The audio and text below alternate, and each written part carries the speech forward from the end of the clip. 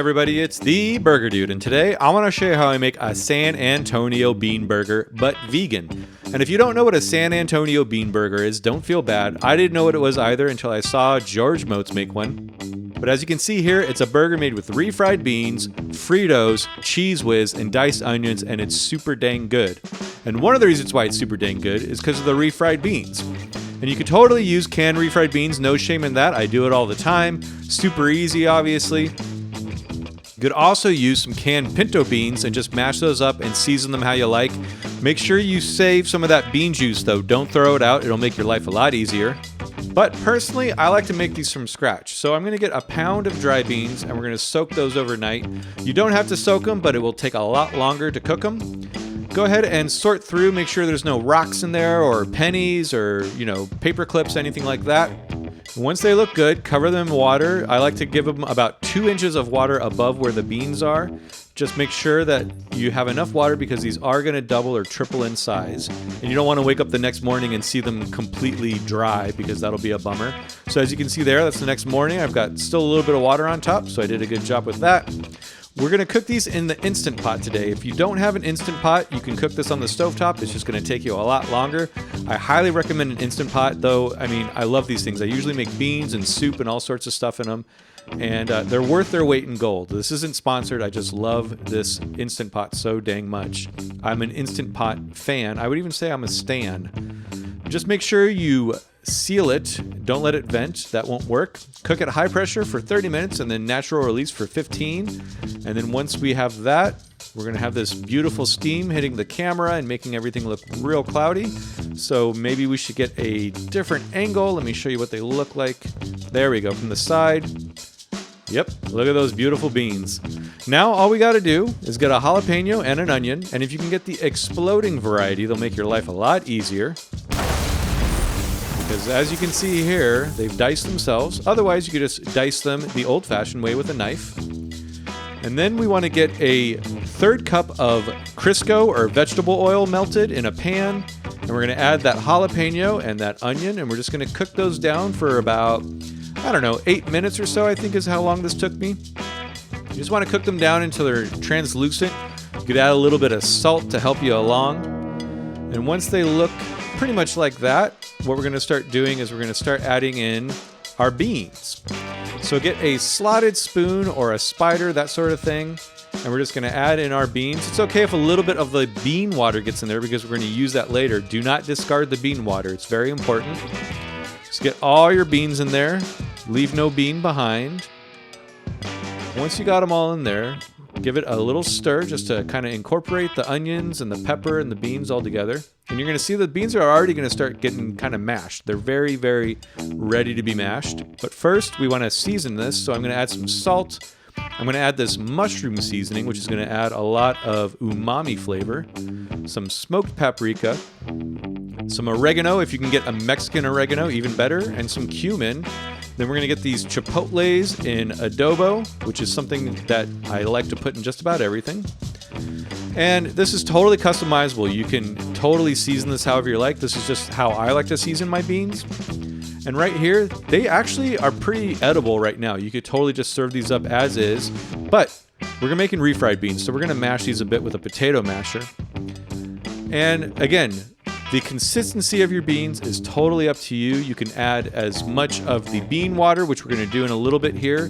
Add as much of the bean water, mash them as smooth or as chunky as you like. It's totally up to you. There's no wrong way to make a refried bean. I don't think there is, at least. There's probably a wrong way, but I don't think I'm exhibiting any of them. I hope I'm not exhibiting any of them. I don't claim that this is totally authentic either. I have no idea. I'm just kind of doing what I've seen other people do. I've also made this a few times, and it's frickin' delicious. So I must be doing something right. I don't know.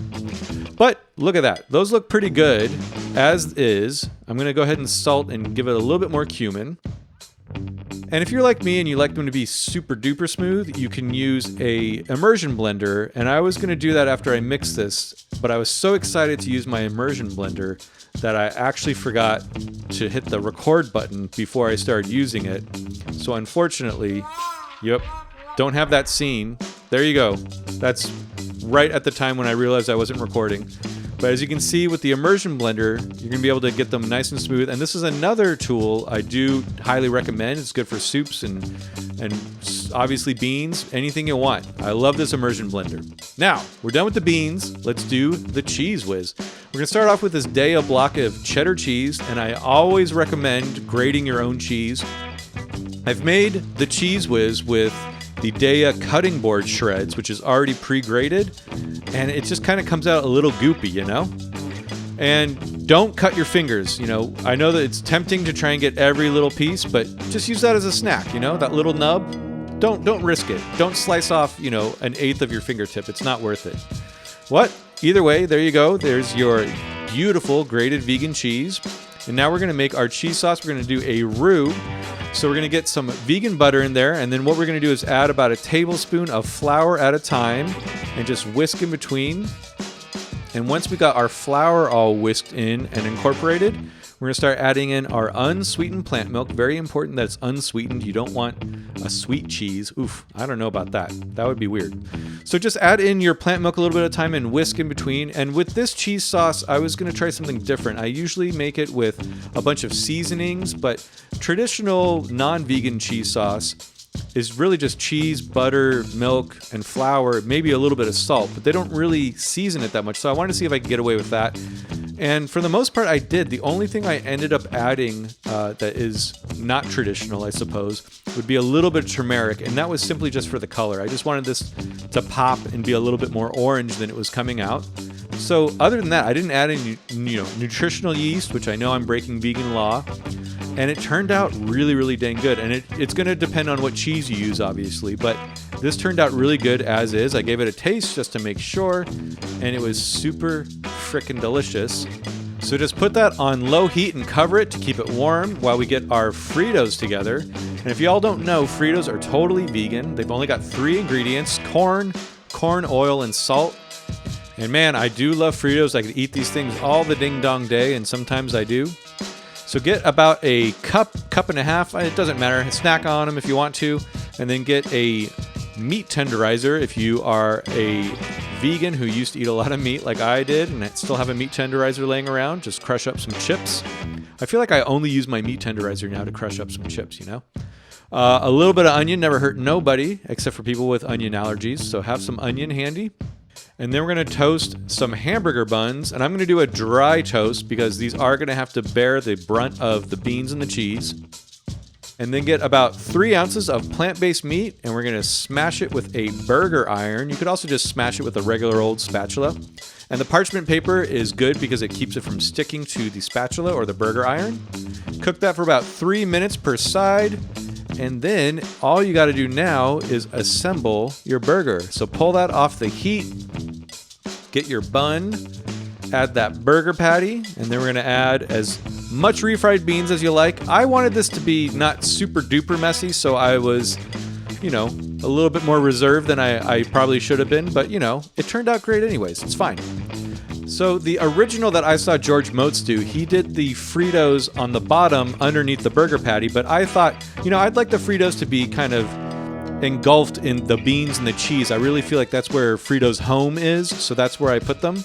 So we're going to add in a little bit more of a liberal dousing of the cheese and the beans, but do whatever you like. Make this as messy or as unmessy as you like. This was perfect for me, though. I gotta say, this was really one of my favorite burgers that I've had in a long time. Certainly my favorite burger that I've had with Fritos or beans on it. Give it some of that diced onion and a top bun, and now you're ready to rock. But I do suggest getting some of this deli paper. Just Google deli paper, and it's going to make your life a lot easier when you're eating a burger like this. So you're going to fold it into a triangle, and you're just going to kind of wrap it up like that. And this is going to keep the burger from going all over the place once you bite into it, which is always a huge, huge bummer when half your burger slides out. But this will keep it from doing that. And I gotta say, the cheese, the Fritos, the beans, it's like this amazing trio. It's like ZZ Top, but they're having a concert inside of your mouth. And they're also from Texas, so this analogy totally works. Hope you're all great. See you next week.